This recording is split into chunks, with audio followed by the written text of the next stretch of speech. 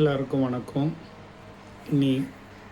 இன்னைக்கு தமிழ்நாட்டில் தேர்தல் நாள், எலெக்ஷன், ஓட்டு போடுற உரிமை உங்கள் எல்லாருக்கும் இருக்குது. அன்போடு சின்ன எல்லோரும் ஓட்டு போடுங்க. ஓட்டு போடுறதுக்கு முன்னாடி யாருக்கு போடுறோம், எதுக்காக போடுறோன்னு தெரிஞ்சுன்னு ஓட்டு போடுங்க. இப்பொழுது வந்திருக்கிற இந்த விஜய் தாவேகா கட்சி, அது தருதலை வெற்றி கழகத்துடைய கட்சி. பல சின்ன பசங்களை வன்முறையை தூண்டி விடுற கட்சியாக இருக்குது.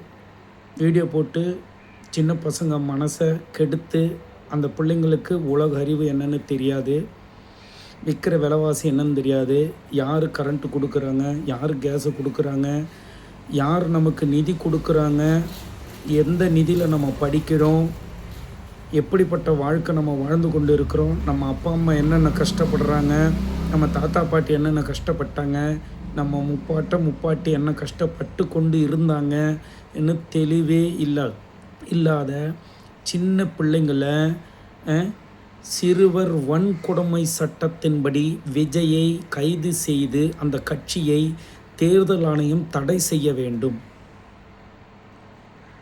இது எதுக்கு சொல்கிறேன்னா, எங்கள் முப்பாட்டெல்லாம் தோளில் துண்டு போட முடியாது, எங்கள் முப்பாட்டன் கோமணத்தோடு அலையணும், எங்கள் முப்பாட்டன் தலை குனிஞ்சு நிற்கணும், எங்கள் முப்பாட்டன் செருப்பு போட முடியாது, எங்கள் முப்பாட்டனுக்கு கல்வி கிடைக்கல, எங்கள் முப்பாட்டனுக்கு உண்மையான ஒரு சுதந்திரம் கிடைக்கல.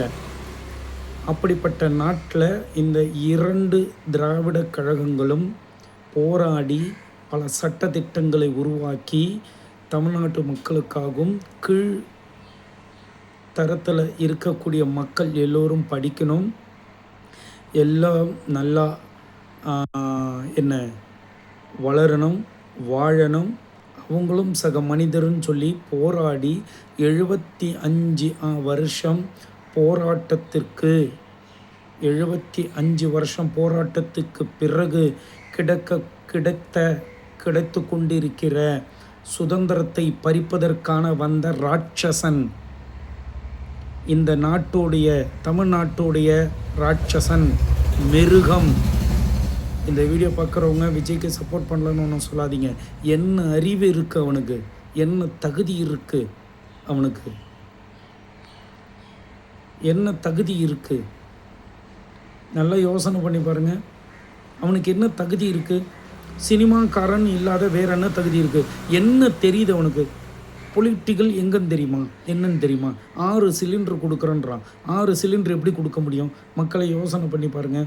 சிலிண்டர் யாருடைய கண்ட்ரோலில் இருக்குது?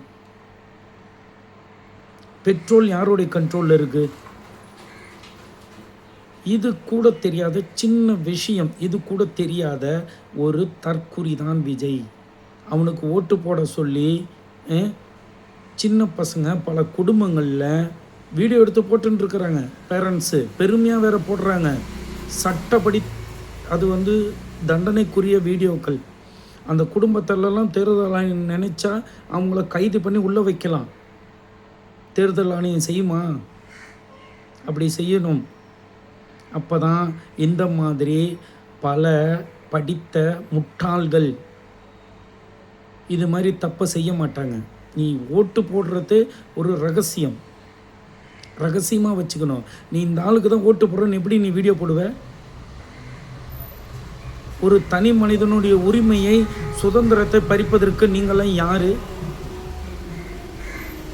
பொண்டாட்டி சொல்கிற புருஷனை இந்த மனுஷனுக்கு தான் நீ ஓட்டு போடணும்னு சொல்கிற பொண்டாட்டி.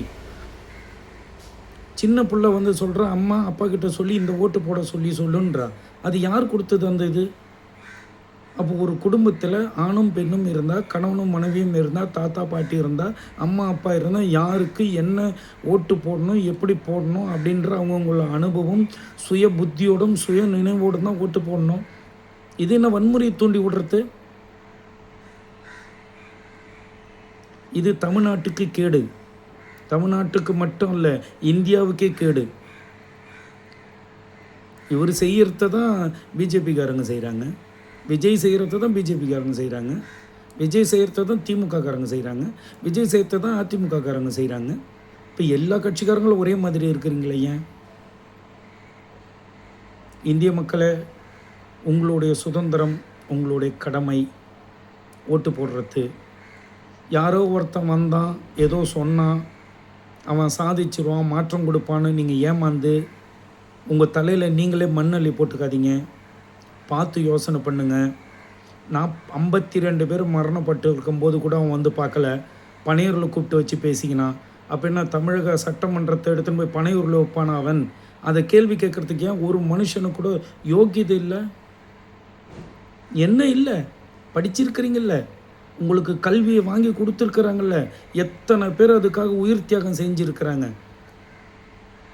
உங்கள் பிள்ளைங்களுக்கு கொடி காத்த குமரனை பற்றி சொல்லிக் கொடுங்க, டாக்டர் அம்பேத்கர் பற்றி சொல்லிக் கொடுங்க, அப்துல் கலாம் ஐயாவை பற்றி சொல்லிக் கொடுங்க, காமராஜர் ஐயா எப்படி வாழ்ந்தாருன்னு சொல்லிக் கொடுங்க. காமராஜர் ஐயா எப்படி வாழ்ந்தார்? ₹1.65 மரணப்பட்டார். எல்லாத்தையும் விட்டு வந்தன்றானே இவன். எத்தனாயிரம் கோடி ரூபா வச்சுட்டு இருக்கிறான். காமராஜர் வாழ்க்கை இவன் தருவான்னு எப்படி நீங்கள் நம்புறீங்க? காமராஜர் ஐயா இவனை மாதிரி சொகுசு காரெல்லாம் சேர்த்து வச்சுருந்தாரா? காமராஜர் ஐயா மக்கள்கிட்ட பழகவே இல்லையா? இந்த மாதிரி காமராஜர் ஐயா உயிரோடு இருந்திருந்தாங்கன்னா விஜய் எல்லாம் உண்மையில் நான் சொல்ல இந்த நாட்டுக்கு துரோகி அப்படின்னு சொல்லி உள்ள தூக்கி போட்டிருப்பாரு. 52 பேரை கொன்னார் அவரை பார்க்க வந்தவர். இறங்கி நடந்து போனார். தன்னுடைய வீட்டுக்கு பைப் லைன் கொடுத்ததுக்காக அந்த பைப் லைனை கட் பண்ணி ஜனங்களாக நாங்கள் இருக்கணும்னு சொன்னவர் கர்ம வீரர் காமராஜர். விஜய் கட்சியில் இருக்கிற எத்தனை பேர் உங்களுக்கு தெரியுமா? கொலை, கொள்ளை, கற்பழிப்பு, லாட்ரி டிக்கெட்டு விற்றவன், லாட்ரி டிக்கெட்டில் ஊழல் பண்ணி காசு சம்பாரித்து எடுத்துன்னு வந்திருக்கிறான். இன்றைக்கு வரைக்கும் விஜய் உத்தமனாக இருந்தால் கட்சி ஆரம்பித்ததுலேருந்து இன்றைக்கு வரைக்கும் அவன் கட்சிக்காக செலவு பண்ண பைசா எங்கேருந்து வந்தேன்னு ஒரு வெள்ளை அறிக்கை கொடுக்க சொல்லுங்கள். நீங்கள் அப்புறமா போய் ஓட்டு போடுங்க. எத்தனாயிரம் கோடி செலவாச்சு? வெள்ளை அறிக்கை மக்கள் உங்கள் முன்னாடி காட்ட சொல்லுங்கள்.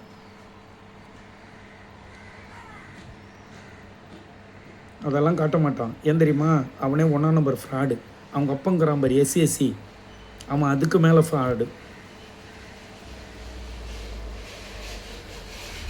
அதனால தான் எம்ஜிஆர் அவனை தள்ளியே வச்சார். நீங்கள்லாம் உங்கள் முப்பாட்டன், உங்கள் முப்பாட்டி, உங்கள் பூட்டன் அவங்கக்கிட்டலாம் அவங்க வாழ்ந்த வாழ்க்கையெல்லாம் கேட்டு பாருங்கள் எப்படி வாழ்ந்தாங்கன்னு. நீங்கள் தண்ணி தொட்டால் தீட்டுன்னு சொன்ன தமிழ்நாட்டில் இருந்து வாழ்ந்த குடும்பங்கள் இன்றைக்கி வந்து தண்ணி தொடுறதுக்கு கூட உரிமை இருக்குது. அது முதல்ல தெரிஞ்சுக்கங்க. என்ன நினச்சி பேசின்னு இருக்கிறீங்க? ஏதோ ஒரு சில இடங்களில் தவறுகள் நடக்குது, இல்லைன்னு நான் சொல்லவே இல்லை. நல்ல யோசனை பண்ணி பாருங்கள் மக்களை. நீங்கள் செய்யக்கூடிய அந்த ஓட்டு இது உங்களை மட்டும் இல்லை, இந்த தமிழ்நாட்டு தலையெழுத்தையே மாற்றிடும். தமிழ்நாட்டு தலையெழுத்தை மாற்றணும்னு வச்சுங்க, உங்கள் பிள்ளைங்களுக்கு படிப்பு இல்லாத போயிடும். என்ன மாற்றம் அவன் செய்ய போகிறான்? எந்த மாற்றத்தையாவது சொன்னானா? சொல்லுங்கள். மாற்றம் என்ன மாற்றம் வேணும் உங்களுக்கு புதியது? சகோதரி அம்மா பெண் பிள்ளைங்கள்லாம் ஒன்று தெரிஞ்சுக்கணும். என்ன தெரியுமா? பொம்பளைங்க ரவிக்க போடக்கூடாது. போட்டால் முளவரின்னு ஒன்று வசூல் பண்ணின்னு இருந்தாங்க. அது தெரியுமா உங்களுக்கு? தயவு செஞ்சு நீங்கள் பெரியவர்கிட்ட கேளுங்க. தென்னிந்தியா எவ்வளோ கஷ்டத்தில் இருந்தது, எப்படி போராடினாங்க, என்னென்ன நடந்துச்சு, அதனுடைய வரலாறை படிங்க. ஏதோ வக்கத்தவன் ரோட்டில் போகிறவங்க வரவங்கலாம் சொன்னால் அதெல்லாம் அரசியல் கிடையாது. நம்மளுடைய உண்மையான வரலாறை படிங்க, அரசியலை படிங்க. படிச்சுட்டு நீங்கள் அதுக்கப்புறமா நல்ல ஒரு முடிவெடுங்க. நான்லாம் நினச்சேன் தமிழ்நாட்டிலாம் பயங்கரமாக படிக்கிறாங்க, நல்ல அறிவாளிகள், அவங்களுக்கு எல்லாம் தெரிஞ்சிருக்குன்னு நினச்சேன். ஆனால் இப்போ தான் தெரியுது நீங்கள் படித்ததெல்லாம் வெறும் குப்பைங்க தான் படிச்சிருக்கிறீங்க. ஒரு சினிமாக்காரன் ஒரு சினிமாக்காரன் மோகத்தில் நீங்கள்லாம் போய் விழுறீங்கன்னு நினைக்கும் போது ரொம்ப கஷ்டமாக இருக்குது. வேண்டாம். அவன் படத்தையே நீங்கள் அவன் உச்சத்தில் இருக்கிறானுங்க. நீங்கள் பிச்சை எடுத்த காசில் தான் அவன் உச்சத்துக்களை போனான். அதை நினச்சி பார்த்தீங்களா? பிச்சைன்னு சொல்கிறது எப்படி தெரியுமா? நீங்கள் போய் ரோடாக உட்காந்து பிச்சை எடுத்தீங்கன்னு இல்லை. தெளிவாக கேளுங்க. நீங்கள் ஒரு இடத்துல வேலை செஞ்சு கை நீட்டி சம்பளம் வாங்குறீங்கல்ல, அந்த சம்பளத்தில் அவனுக்கு 100 ரூபா டிக்கெட்டை 2000 கொடுத்து பார்த்தீங்க. அதனால் தமிழ் மக்களே, அவன் உச்சையில் இருக்கிறான், அவன் உச்சத்தில் இருக்கிறான், அதெல்லாம் சும்மா. அவனுக்கு பல லட்சம் ரூபா கோடி காரு இருக்குது, வீடு இருக்குது. உங்களுக்கு என்ன இருக்குது? விஜய் நம்பி போகாதீங்க. உங்கள் வாழ்க்கையை கெடுத்துறாதீங்க. இளைய சமுதாயமே, நீ சீரழிந்து விடுவாய். சினிமா மோகத்தால் நீ சீரழிந்து விடுவாய். சினிமா என்பது பொழுதுபோக்கு. அது உன்னுடைய கஷ்டத்தை போக்குற ஒரு என்டர்டைன்மெண்ட். அதை மட்டும் நினச்சிக்கங்க. உங்கள் வாழ்க்கையை தொலைச்சிடாதீங்க. யாருக்கு ஓட்டு போடணும், எதுக்கு ஓட்டு போடணும், எதுக்காக ஓட்டு போடணும், யாருக்காக ஓட்டு போடணும், நம்ம முன்காலத்தில் எப்படி இருந்தோம், சிந்திங்க. உங்களுடைய கடமையை ஆற்றுங்க. தேங்க்யூ.